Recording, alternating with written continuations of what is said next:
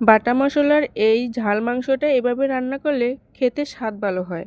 Half cup রান্নার তেল, আর এখানে 2 চা চামচ মরিচ বাটা, 1 টেবিল চামচ হলুদ বাটা, জিরা বাটা 1.5 চা চামচ, আর ধনিয়া বাটা 1.5 চা চামচ, পেঁয়াজ বাটা 2 চা চামচ, 1 টেবিল চামচ গরম মশলা, আর স্বাদমতো লবণ, আর 1.5 টেবিল চামচ আদা বাটা। ভালো করে সবগুলো মশলা একসাথে করে হাতে মিশিয়ে নিচ্ছি। তারপর এখানে দিয়ে দিচ্ছি 2 কেজি গরুর মাংস, আর এরকম বড় বড় রসুন দিয়ে দিচ্ছি 7-8টা, আর কাঁচা পেঁয়াজ কুচি দিয়ে দিচ্ছি। ভালো করে এখন মশলার সাথে মাংসটা ম্যারিনেট করে নিয়েছি। এই পর্যায়ে 30 মিনিটের মতো রেস্টে দিয়ে দিব। তারপর চুলাতে বসিয়ে দিব। মাংস থেকে যে পানিটা উঠবে এটাতে রান্না করে নিলে খেতে স্বাদ ভালো হয়। মাংস থেকে অনেকটা পানি উঠেছে, আর আমি মাঝে মাঝে নেড়ে দিয়েছি। ঝোল এরকম থাকা অবস্থাতে সাথে আলু দিয়ে দিচ্ছি।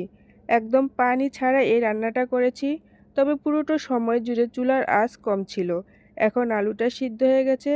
চুলার থেকে নামানোর আগে 3-4টা কাঁচামরিচ, ভাজা জিরা গুঁড়া, আর পেঁয়াজ বেরেস্তা দিয়ে নামিয়ে নিয়েছি।